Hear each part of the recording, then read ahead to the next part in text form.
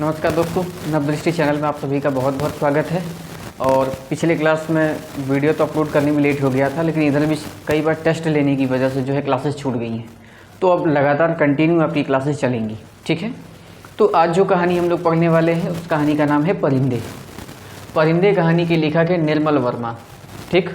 इसमें पात्र इतने हैं और इस पूरे कहानी में जो है मन के द्वंद्व को अच्छी तरीके से पकड़ने में एक सफल प्रयास यहाँ पर लेखक निर्मल वर्मा जी करते हैं, ठीक। लोग अपने विचारों को, अपने शब्दों को जो है अपने शब्दों के माध्यम से बता देते हैं, लेकिन ये ऐसे हैं जो लोगों के व्यवहार को उनके शब्दों से नहीं बल्कि उनकी मानसिक स्थिति से उनको पहचान लेते हैं कि उनकी मन के भीतर क्या द्वंद्व चल रहा है।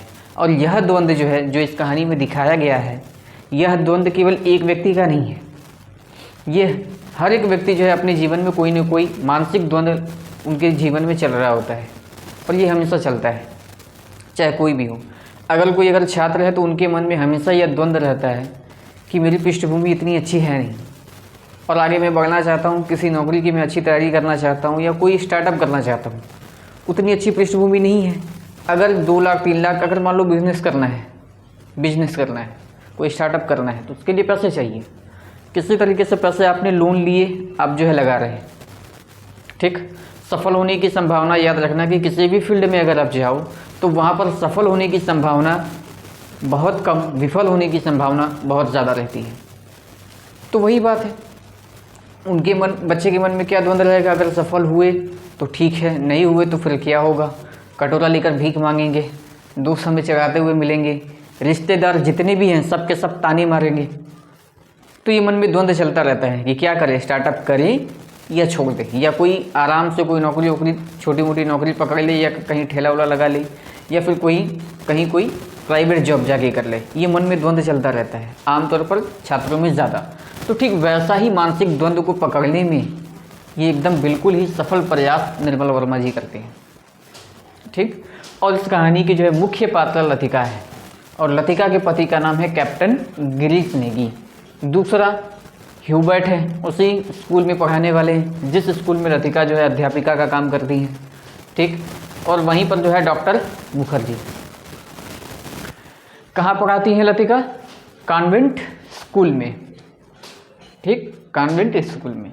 अब देखो कहानी क्या है कि स्नोफॉल आ गया है, छुट्टियाँ स्कूल की हो गई हैं, सभी लोग जो है छुट्टियाँ होने पर अपने अपने घर की तरफ जाते हैं। जैसे कि अगर स्कूल है, स्कूल की अगर आखिरी पीरियड है, आखिरी घंटी है, छुट्टी होने वाली है, उसके पहले ही बच्चे एकदम बस्ता उस्ता लेकर तैयार।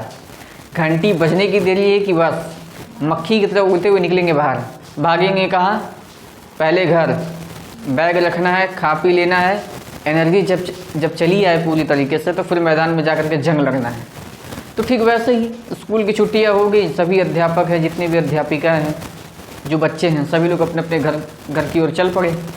तो कईयों ने इनसे कहा कि क्या भाई आप मतलब लतिका से सभी लोगों ने कहा कि क्या इस बार आप अपने घर जाएंगी या फिर कहीं घूमने फिरने का इरादा है या नहीं। तो लतिका फिर वही बहाना देती है कि नहीं, मेरा कोई मन नहीं है, मुझे यहीं ठीक रहता है, और बहाना दे करके उसे स्कूल में रुक जाती है। ये इनका हर बार का काम है। क्यों काम है ये भी आगे पता चलेगा कहानी आगे बढ़ने पर, ठीक। तो देखो, तो इसी तरीके से बहाना दे करके लतिका हर बार जो है ये झूठ बोल करके वहीं पर रुक जाती है और कहीं भी जाती नहीं, क्योंकि उनके मन के भीतर एक द्वंद्व चल रहा है, मन के भीतर एक विचार चल रही है, जिसकी वजह से उस मन के अंतर्द्वंद्व से वो बाहर निकल नहीं पा रही है, ठीक। अंतर्द्वंद्व क्या है? देखो छोटी सी कहानी है इसमें भी कि लतिका जो है कैप्टन गिरीश से प्रेम करती है, ठीक। दोनों का विवाह हो जाता है और होता क्या है कि कश्मीर में एक मिशन पर कैप्टन गिरीश जाते हैं और वहाँ पर जाते हैं और उस मिशन में ये शहीद हो जाते हैं। और इस बात की पता लतिका को लगती है, लेकिन वो इस सदमे से बाहर ही नहीं निकल पाती है कि नहीं, कैप्टन गिरीश अब नहीं रहे। ये अभी भी जो है ये जानती है कि उनका देहांत हो चुका है, वो शहीद हो चुके हैं। ये अभी भी जो है वहीं पर उनके आने की राह देख रही है, जिसकी वजह से ये बार बार अपने आप को धोखा देती हैं कि नहीं वो आएंगे। उस वजह से वो वहीं स्कूल में बार बार बहाना दे करके रुक जाती हैं, कहीं और नहीं जाती हैं, क्योंकि इनकी प्रेम भरी जो बातें हैं, इनकी जो यादें हैं, इनकी जो स्मृतियां हैं, उनके मन में पूरी गहराई से छाप दी हुई है। जिसके वजह से वो अपने मन से इस विचार को, इस स्मृतियों को वो बाहर ही निकाल नहीं पा रही है, खुद भी उनसे जो है बाहर नहीं निकल पा रही है, तो कैसा जीवन जिए।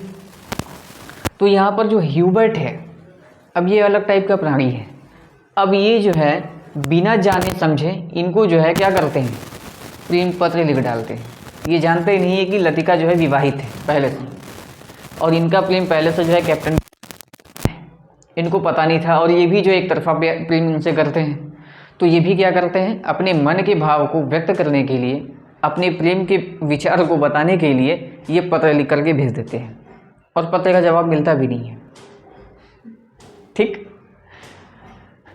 और यहाँ पे डॉक्टर मुखर्जी हैं, ये पत्र तो भेज दिए, लेकिन अब यहाँ पर लतिका के मन में दो अंतर्द्वंद है कि एक, मैं चाहती हूँ कि मेरे भीतर जो, मेरे मन में जो ये अंतर्द्वंद चल रहा है, मैं इस अंतर्द्वंद से बाहर निकल जाऊँ, लेकिन निकल नहीं पा रही हूँ। क्यों? क्योंकि यहाँ पर जो है कैप्टन ग्रिस जो नेगी हैं, इनकी यादें उनके मस्तिष्क पर गहरा छाप डाल रखा है, और वो इनकी यादों को, इनकी स्मृतियों को वो छोड़ ही नहीं पा रही हैं, वहाँ से बाहर ही निकल नहीं पा रही हैं।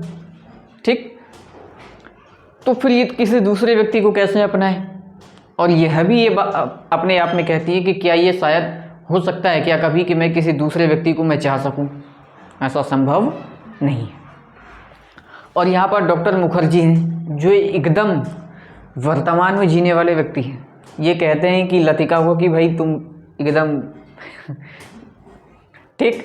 तो डॉक्टर मुखर्जी क्या कहते हैं कि ये जो हरकतें हैं तुम्हारी, ये मूर्खता वाली हरकत है। जो व्यक्ति तुम्हारे जीवन से जा चुका है, अब उन्हीं के याद में अपने आप को पल पल जो है मारना, अपने आप को तड़पाना, ये कहाँ तक सही है?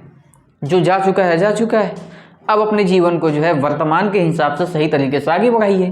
जैसे कि नदी हैं, हवाएं हैं, ये लगातार जो है निरंतर बढ़ती रहती है, कहाँ क्या नुकसान हुआ या क्या किसको फ़ायदा हुआ, ये सारी चीज़ें नहीं देखती हैं वो। कब उनका अस्तित्व खत्म हो जाएगा, या फिर जो वर्षा के जल हैं वो जब धरती पे नीचे उतरेंगे, उससे पता है कि वो जब भी उतरेंगे तो किसी दूसरे को तो वो जीवन देंगे, लेकिन उनका जीवन नष्ट हो जाएगा, लेकिन इसके बावजूद भी वो उतरते हैं। ठीक। तो उसी तरीके से डॉक्टर मुखर्जी भी यहाँ कहते हैं कि जो हमारे जीवन में घटनाएं घट चुकी हैं, फिर अब उनको लेकर के रोना क्यों? अब उन्हीं घटनाओं को बार बार याद करके अपने आप को तड़पाना, अपने आप को दंडित करना, और पता है कि वो जो गए हैं वो लौट कर आएंगे नहीं, इसके बावजूद भी मूर्खता वाले काम करना, ये कहाँ तक सही है? इसीलिए डॉक्टर मुखर्जी जो है यहाँ पर वर्तमान में जीने की सलाह देते हैं। कहते हैं कि हमारे जीवन में जो घटनाएं बीत चुकी हैं उनको भूल जाएं, और वर्तमान में अभी हम जैसे हैं, या फिर हमारे वर्तमान में आसपास में जो चल रहा है, हम उन्हीं के हिसाब से अपने जीवन को जिएंगे।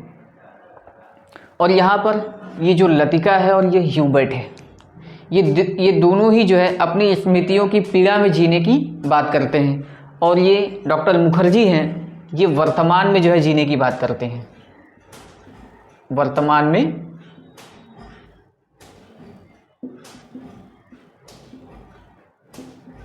जीने की बात।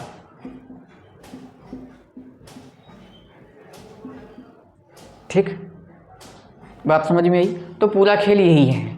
और अगर इस पूरी की पूरी कहानी को अगर मैं बताने अगर लग जाऊं, तब तो भाई काफ़ी लंबा टाइम होगा, क्योंकि कहानी ही 15 पेज से ऊपर की है। तो इतना ज़्यादा तो हमें पढ़ना है नहीं, तो मैंने केवल ब्रीफली मैंने आप लोगों को समझा दिया है। यहाँ पर थोड़ा ध्यान दीजिएगा कि ये पूरा अगर आप समझ गए हैं ठीक तरीके से, तो आप कहानी की तत्वों के आधार पर समीक्षा कर पाएंगे। और कहानी जब पढ़ना स्टार्ट करोगे तो एकदम बुद्धि कुंद हो जाएगी कि कहानी पढ़ रहे हैं कि क्या पढ़ रहे हैं। केवल विचारों का खेल है, और जिस कहानी में विचारों के खेल अगर ज़्यादा हो, विचार ज़्यादा हो, मत ज़्यादा हो, तो उस कहानी को पढ़ने और उस कहानी को समझने में बहुत बड़ा चैलेंज आ जाता है। कहानी में देखो कि जो कहानियों में अगर घटनाएं ज़्यादा हो, राजा रानी की बातें ज़्यादा हो, किसी व्यक्ति की ज़्यादा बातें हो, पात्र ज़्यादा हो, तो वो कहानियाँ आसानी से समझ में आ जाती हैं। लेकिन जिन कहानियों में पात्र सीमित हो या पात्र अगर ज़्यादा भी हैं, अधिकतर जिन कहानियों में अगर मत से अगर कहा गया है या फिर विचारों को ज़्यादा व्यक्त किया गया है, वो कहानी वैसे भी टफ हो जाती है। और उन कहानियों में जो है अधिकतर पात्र बहुत सीमित होते हैं। इनमें कितने हैं? 1 2 3 ये 4, ऊपर से ये हैं भी नहीं, केवल थोड़े से जो है अंक में आए हैं, उसके बाद गायब। ठीक, गायब फिल्म की तरह, है ना। तो ये कहानी एक बार जब पढ़ना स्टार्ट करोगी आप, तो ऐसा लगेगा कि भाई ये कहानी नहीं, मैं निबंध पढ़ रही हूँ। निबंध की स्थिति जैसी होती है, क्योंकि निबंध में जो है पात्र होते नहीं है, निबंध में केवल विचारों का खेल है। ठीक, तो ये कहानी थोड़ा टफ है, तो मैंने कोशिश की है कि कम शब्दों में मैं आपको समझाऊं। और अभी भी 7 कहानियाँ बची, उन कहानियों को कंप्लीट करना है। पेपर अभी और भी 2 बचे हुए हैं, ऑनर्स की पेपर देखें तो 3 बचे हुए हैं, तो इनको भी कंप्लीट करवाना है। तो इसी तरीके से हम आगे बढ़ेंगे और नोट्स आपको मिल जाएंगे, चिंता नहीं करनी है। ठीक है, तो इस कहानी को हम लोग यहीं पर रखते हैं। जब तत्व के आधार पर समीक्षा करेंगे तो कोई एक कहानी को उठाएंगे और उसी कहानी के जो है तत्व के आधार पर समीक्षा करके दिखाएंगे कि किस तरीके से अगर किसी भी कहानी पर अगर तत्व को लेकर के अगर समीक्षा करने के लिए अगर कहा जाए तो उस कहानी की समीक्षा हम किस तरीके से करेंगे, ये तरीका पता होना चाहिए।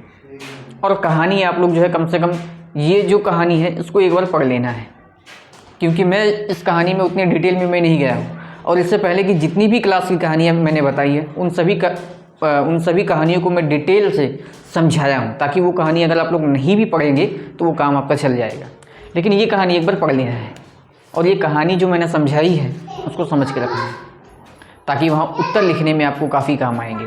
और तत्व के आधार पर देखो लिखने का एक तरीका होता है, मैं चाहता हूँ कि वो तरीका आप लोग समझ लीजिए। ठीक, क्यों? क्योंकि अगर अधिकतर क्या करेंगे, टीचर्स कहेंगे कि ये तत्व के आधार पर मैंने नोट्स आपको दे दिए हैं, ये नोट्स आप लोग रट्टा मार लो, काम हो जाएगा, जबकि ये गलत है। तत्व के आधार पर किस तरीके से हमें समीक्षा करनी है, अगर ये एक बार तरीका हम अगर जान गए, तरीका अगर हमें पता चल गया तो फिर रटने की आवश्यकता नहीं होगी। तत्व के आधार पर समीक्षा करना बहुत आसान है, केवल पॉइंट दिए गए हैं और उसी पॉइंट के माध्यम से हमें जो है उस कहानी की पूरी समीक्षा करनी है। तो रटना नहीं है, केवल एक तरीका बताएंगे और उसी तरीके से जो है आप पूरी कहानी की तत्वों के आधार पर आप समीक्षा अच्छे तरीके से आप कर पाएंगे। ठीक है, तो इस कहानी को हम यहीं तक रखते हैं। कहीं कोई दिक्कत है? चलिए, तो ठीक है, तो क्लास को हम यहीं विराम देते हैं, मिलते हैं नेक्स्ट क्लास में। नमस्कार।